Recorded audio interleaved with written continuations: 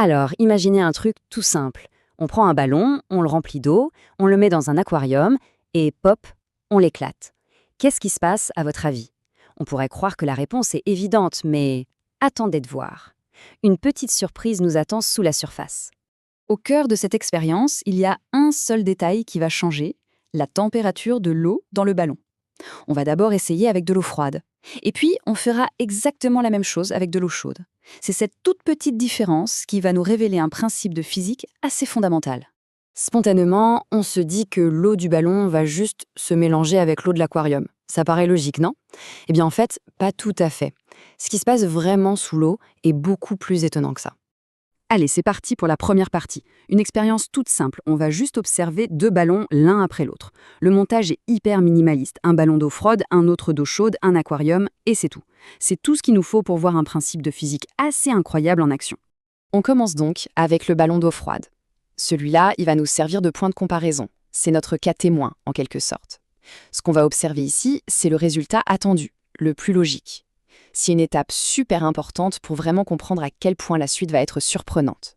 Le protocole, franchement, il ne pourrait pas être plus simple. Étape 1, on remplit un ballon avec de l'eau froide.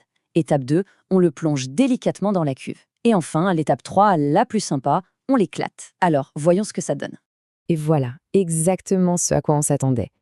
L'eau froide qui était dans le ballon descend directement vers le fond et elle se disperse tranquillement. C'est parfaitement logique, totalement prévisible. Pour l'instant, tout va bien. Gardons bien cette image en tête. Et maintenant, place au deuxième acte, le ballon d'eau chaude. On refait exactement la même chose. On remplit, on plonge, on éclate. Sauf que cette fois, attention, le résultat va être radicalement différent et va totalement à l'encontre de ce qu'on vient de voir. Mais regardez-moi ça. C'est incroyable. Alors que l'eau froide a coulé direct vers le fond, l'eau chaude, elle, remonte et reste à la surface. On dirait qu'elle flotte. Le contraste est juste saisissant. On a l'impression que l'eau ne se mélange pas du tout. Au contraire, elle se sépare. C'est presque de la magie. Bon, cette observation amène forcément la grande question. Mais pourquoi? Pourquoi est-ce que l'eau chaude flotte alors que l'eau froide a coulé? La réponse se cache derrière un concept scientifique qu'on connaît tous un peu, mais qui est fascinant. C'est le moment de faire un petit peu de science pour percer ce mystère. En fait, tout s'explique par la densité. C'est un peu la force invisible qui est en jeu ici. C'est cette propriété de la matière qui décide si quelque chose va flotter ou couler. Et pour l'eau, comme on va le voir, tout est une question de température. Alors la densité, c'est quoi au juste? Le plus simple, c'est de l'imaginer comme le niveau de compacité de la matière. Plus quelque chose est dense, plus il y a de matière entassée dans un petit espace.